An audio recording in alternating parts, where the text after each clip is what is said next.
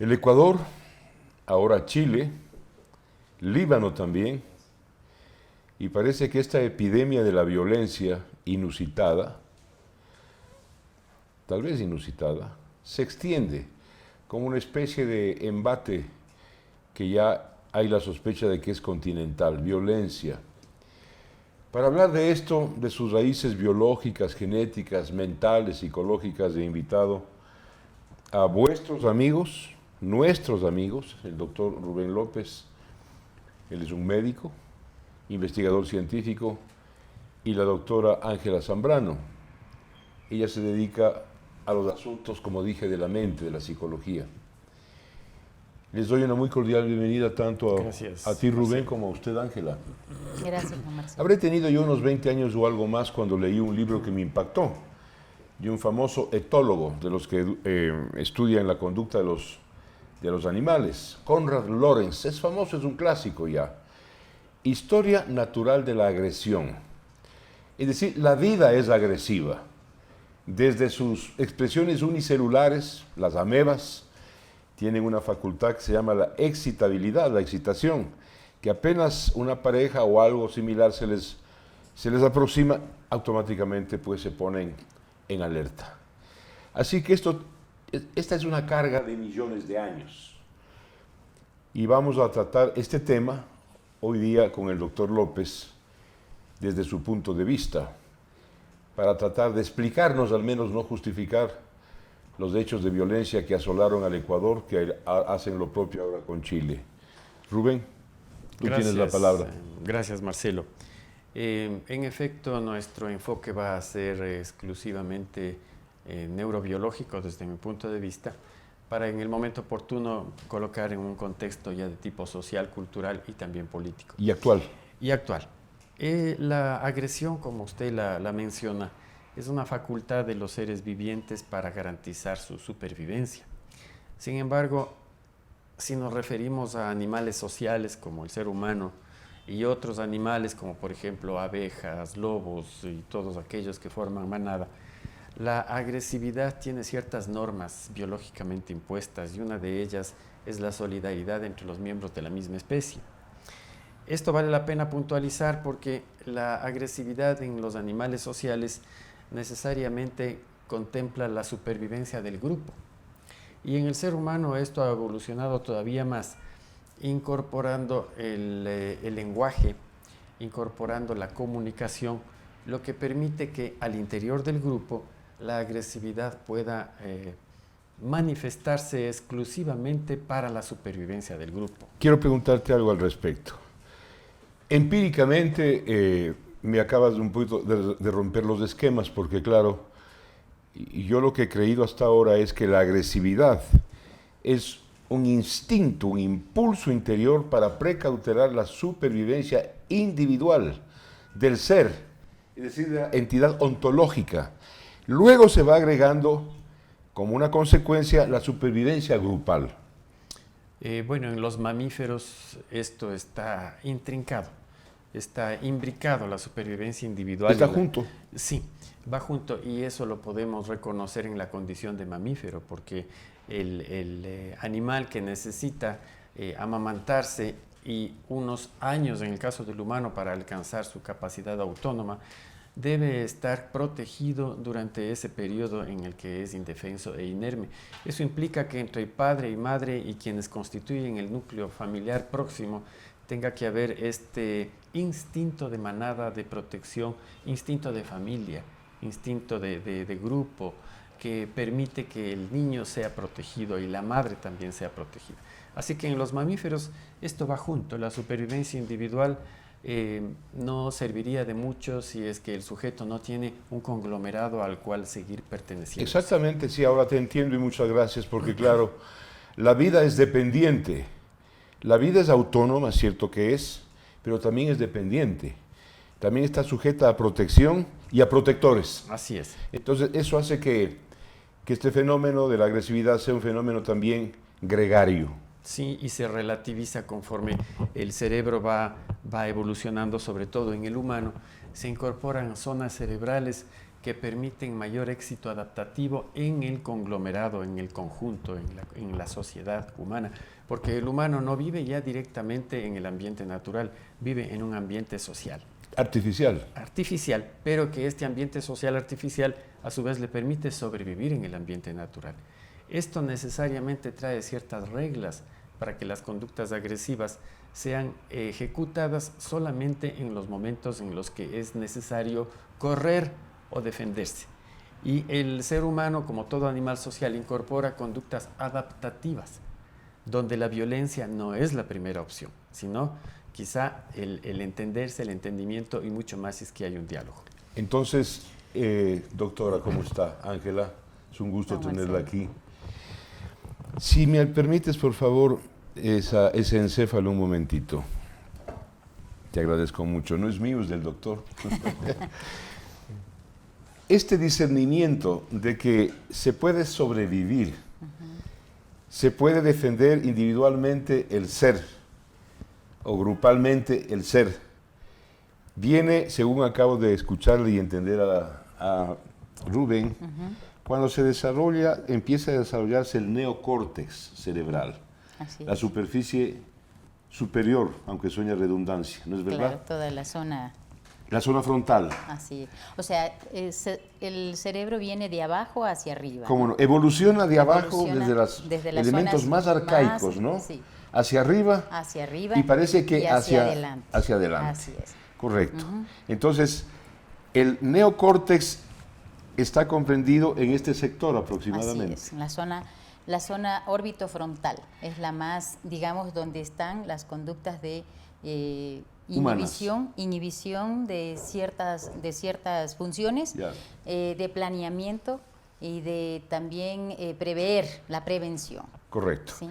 La sensación de pasado, presente y futuro. Sí. Aquí están las normas, aquí están todo eso que nos hace seres sociales. Correcto. Muy bien, eso está debajo de la frente, ¿no? Así es, en esta zona. Muy bien. Doctor, muchas gracias por su encéfalo.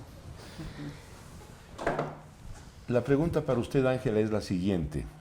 Ya desde el punto de vista psicológico, aquí no hay la pregunta no es genética, no es biológica, sino ya tiene que ver con el alma humana. ¿Qué predomina en el individuo, en usted, en quien habla, en cada uno de ustedes, en el Rubén, para la supervivencia y la respuesta agresiva? ¿El yo o los demás? Bueno, creo que es un proceso en donde empieza por una defensa individual y luego la manada. ¿Sí? Como somos mamíferos, somos una especie mamífera los humanos. De ley tenemos nosotros que primero salir, defendernos y luego preocuparnos por el otro o por los otros, ¿sí? Por eso es que nuestro cerebro, que es social, necesitamos también hacer esto de preservar. De eso se trata. Hay un impulso muy, muy antiguo que está dentro de todos nosotros que nos impulsa a cuidar también a sí mismo y a los otros. Muy bien. Rubén, ¿en qué momento del proceso vital del ser humano empieza a haber, no quiero decir una conciencia, pero una noción, una percepción de que estamos en un medio hostil? El momento en que el ser sale luego de 9 meses del claustro materno y lanza el primer alarido, indicando, ya no estoy adentro, ahora necesito empezar a defenderme porque hay algo, hay un entorno que me es negativo y hostil. ¿Es en ese momento? Sí, en ese momento y quizá antes también, porque una de las estructuras cerebrales que tiene que ver con las emociones de alarma, las emociones de miedo, sobre todo, que son las que disparan la posibilidad de correr o de luchar. Una de estas estructuras es el sistema límbico, que porque se llama. Antes de ser agresivos, tenemos miedo, ¿no?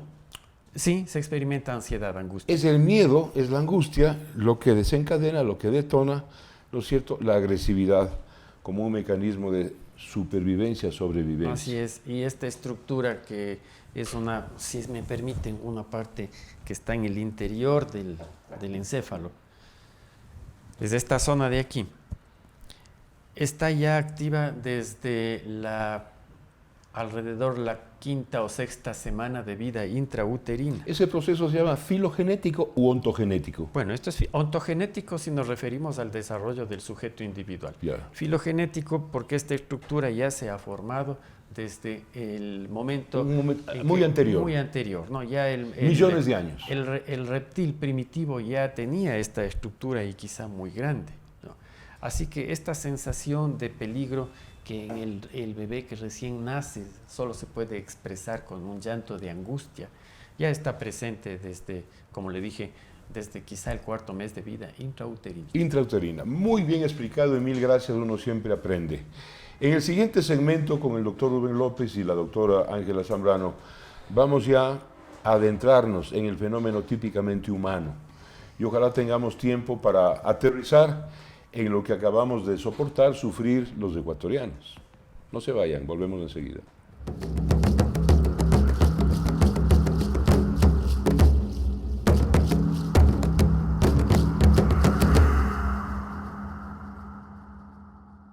Volvemos. Somos agresivos porque somos animales.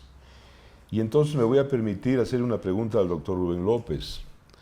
¿Hay una agresividad instintiva, animalesca, brutesca? ¿O hay una agresividad también que podemos llamarla racional planificada? Por supuesto, la agresividad o la conducta violenta es un recurso para sobrevivir. Conforme el ser humano ha evolucionado, este recurso permanece siempre en las zonas más profundas del cerebro, pero es susceptible de ser gobernado o utilizado cuando el cerebro humano ha desarrollado sobre todo el córtex frontal. Sin embargo, la agresividad salta como algo emotivo o instintivo siempre según la circunstancia. Por ejemplo, si somos víctimas de un atraco o un asalto, va a salir esa agresividad instintiva. O corremos, o si no podemos... O enfrentamos. Enfrentamos, o la tercera opción sería paralizarnos, congelarnos, tener un desmayo y ¿Eso es lo que llamamos pánico? Sí, sí. Esta es la parte instintiva, la parte automática, podríamos decir. Pero existe también el uso deliberado de la agresividad, que es privilegiado por los grupos, los militares, los grupos de élite, los comandos se preparan para utilizar la agresividad. Los guerreros, quienes hacen artes marciales, todas estas personas se preparan para mantener la calma en los momentos en los cuales deben usar la violencia y eso los vuelve más eficaces, con un objetivo ya premeditado.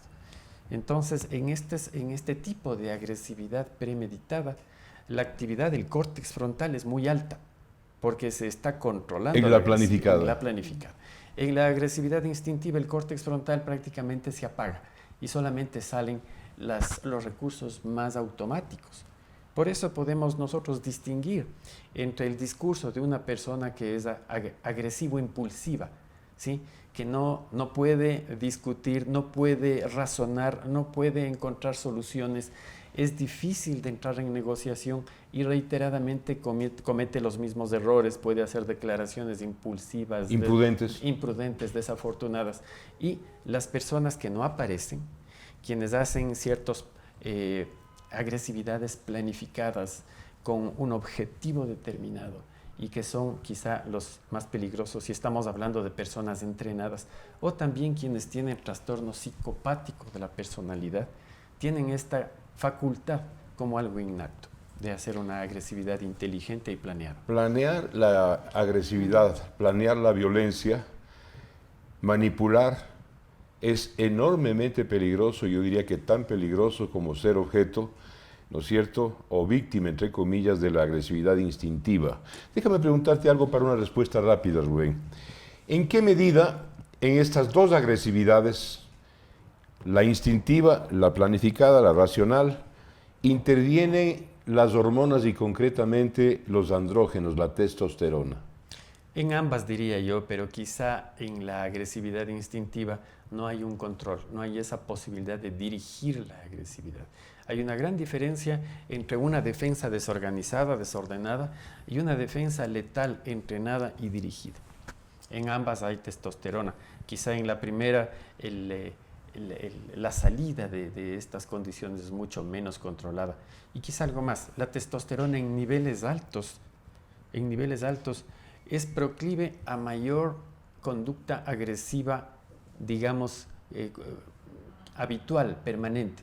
¿Quién tiene, como una actitud. Sí, como una actitud. ¿Quién tiene niveles altos de testosterona? Los adolescentes y los adultos jóvenes, que ¿quiénes son? Pues que en el caso chileno, los que principalmente han estado produciendo estos destrozos, estas destrucciones de los bienes por los cuales precisamente protestan. Entonces me parece un poco absurdo. Protestamos porque nos suben 4 centavos en el costo del metro, aunque bueno, es caro, $1 y más, pero destruimos precisamente el metro. Increíble paradoja, ¿no? Irracional, diría yo. Doctora Ángela Zambrano, hay seres humanos, hombres y mujeres,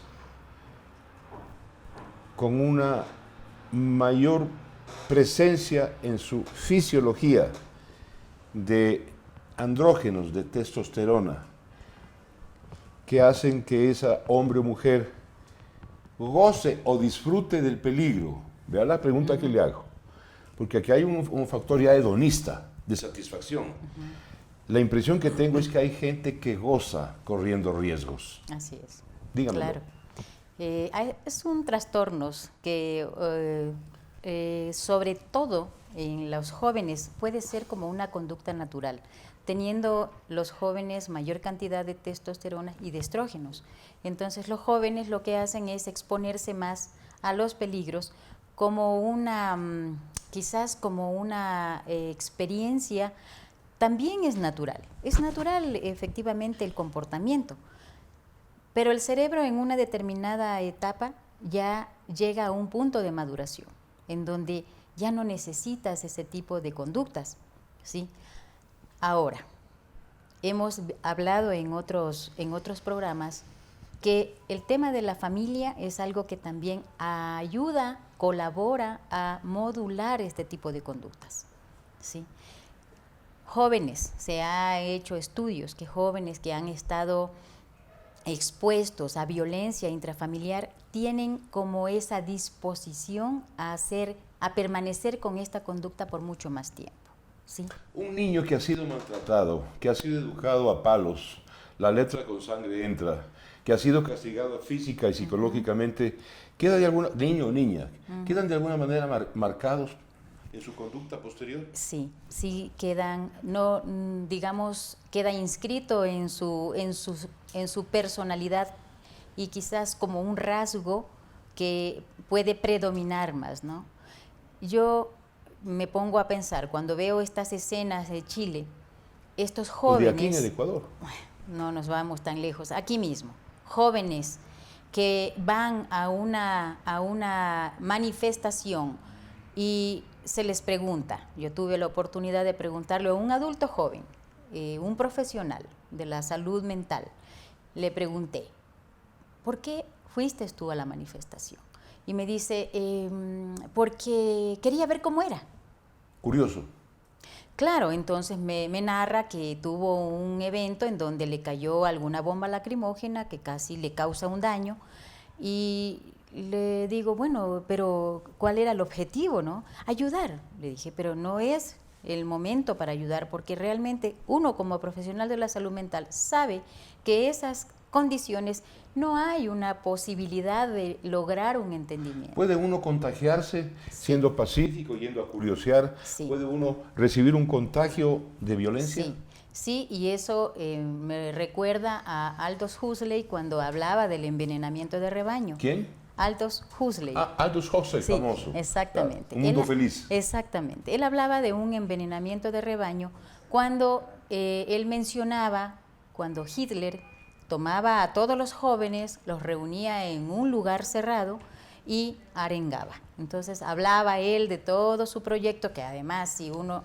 Los violentizaba. Exactamente. Entonces eso es como una energía que se propaga, que llama a nuestras fuerzas inconscientes a ser expresadas. ¿Y cuál es la posibilidad? Destrozar, dañar, destruir. Y no allí el tema de la especie se diluye.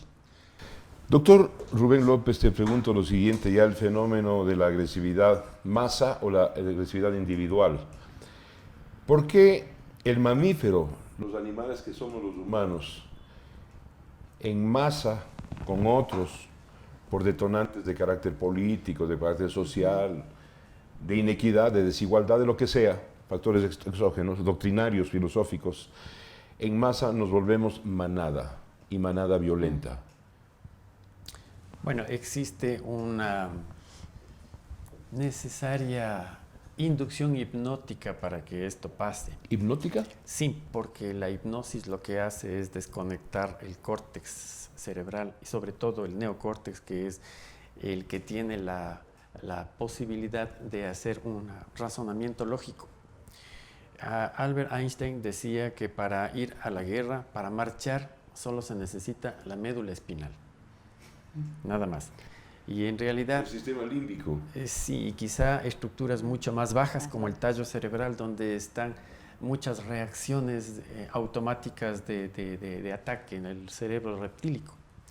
Entonces, si es que existen las condiciones culturales, ambientales y sociales, y alguien sabe arengar, como decía Ángela, permite la salida de todas estas estructuras, de la expresión de estas estructuras neurológicas en conductas violentas que suelen tener un poco de sensaciones emocionantes por la dopamina, que es una neurohormona. Lo que le preguntaba yo, Ángela, sí, si produce satisfacción. La dopamina y la noradrenalina son dos neurohormonas que se liberan cuando existen circunstancias de peligro y cuando, sobre todo, hay niveles altos de testosterona o estrógeno. Entonces, los jóvenes tienen esta tendencia, esta disposición. La dopamina es la neurohormona del ímpetu. Cuando alguien está enamorado, tiene toda la motivación para querer bajar la luna y las estrellas para su novia y puede hacer las imprudencias o las cosas más espectaculares. Lo mismo pasa en situaciones de agresividad. Entonces, usted junte condiciones, una arenga adecuada, apropiada, con alguien elocuente y malvado. Seductor. Sí, o que seduce. Y detrás de él, que puede ser un psicópata, algún interés maquiavélico, inteligente, que a veces no se lo ve, entonces usted ya tiene una explosión. Hay una mezcla, entonces, es obvio, por lo que acabamos de escuchar a los dos doctores, hay una mezcla de un factor instintivo, emocional, y una agresividad que es planeada, racional, reflexiva. Cuando estas dos se mezclan, pueden ser, Ángela, terriblemente peligrosas, y pongo el caso concreto. Hay una doctrina del odio. El marxismo, el socialismo, se basa en el odio de clases. Es decir, la felicidad le viene, el paraíso le viene a la humanidad a través de un periodo de odiar y de destruir. Esa es la tesis fundamental del marxismo. Esa es la médula, ¿no es cierto?, de la conducta del socialista. Claro. Le pregunto, ¿hay una mezcla de lo instintivo con lo intelectivo? Por supuesto. En este caso, esta ideología lo que hace es dividir entre las clases y propone que las clases más oprimidas son clases que tienen que luchar contra otra clase, que son los que generan los recursos, y que lo que propone es que se venguen, ¿no? Venganza. Sí. Vendetta. Se trata de que reivindicación. Esa es la palabra. Esa es la palabra más adecuada. Reivindicar derechos de una clase que expolia a los que menos tienen. Y eso, obviamente, lo que pasa es que emerge, llama a estas fuerzas inconscientes, instintivas, ¿sí?, a que salgan y se produzca esta división, ¿no? Una planificación perversa de la violencia. Así es. Tenemos un par de minutos todavía para una pregunta que me parece crucial, Rubén. Y es que nos enseñan a odiar. La lucha de clases, el odio de clases. Pero el problema no es en blanco y negro. Así es. No es que yo soy el de abajo y los de arriba están allá. Ajá. Y no hay grises, no hay intermedios, no. El tema es que yo, que vivo en esta casa, empiezo a ver como explotador y como mejor que yo, y objeto de mi odio, al señor que tiene una tienda al frente. Entonces le ubico, porque escuché como pelucón. y lo convierto en objeto de mi venganza, de mi reivindicación. Ese de la tienda, objeto y víctima mía, también puede ver a uno que tiene la botica de la esquina en una mejor situación económica como el pelucón de él y convertirlo también en objeto de su reivindicación. Mire, ese es el punto fundamental y que tiene explicación en la neurociencia. Este es el lado izquierdo del cerebro. En la parte alta del córtex temporoparietal, aquí, hay una zona que se llama operador binario, que nos permite entender el mundo desde los opuestos, desde los contrastes, arriba, abajo, blanco, negro, bonito, feo, etcétera, etcétera. Pero esa es una función mental para entender el mundo. El mundo no es así. No funciona así. No es blanco-negro, hay escala de grises. Sin embargo, esta es una función mental para entender, no es la realidad. Pero maliciosamente, cruelmente, hemos colocado este que es un recurso cibernético, podríamos decirlo, como si fuera la realidad. Virtual. En el hemisferio derecho, al otro lado, en la misma zona, existe una parte del cerebro que se llama operador holístico y que es el contrario del binario. Es complementario. Complementario. Permite integrar los opuestos y encontrar la escala de grises. Esta zona está atrofiada. Esta zona, ¿cómo le llamaste a esta zona? Operador El holístico. operador holístico es la zona de la transacción, del entendimiento, de la negociación.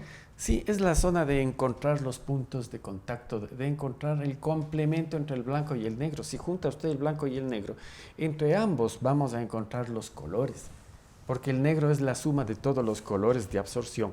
Es decir, el blanco es la suma de los colores de y emisión. el negro es la negación de todos los colores. Depende. Si usted mezcla tierras de colores, tiene negro porque las tierras de colores absorben luz. Bueno, me habían enseñado que el negro es la ausencia del color. Sí, son todos los colores, pero con absorción de luz. Por eso da negro. Pero si usted un agujero negro coloca todos los colores como hacían en la escuela, en ese disco que se le hace girar rápidamente, resulta blanco. Es emisión de luz y ahí le da el blanco. Entonces son complementos como yin y yang. Esta zona está prohibida, esta es la zona de la maduración, esta es la zona del desarrollo y crecimiento personal.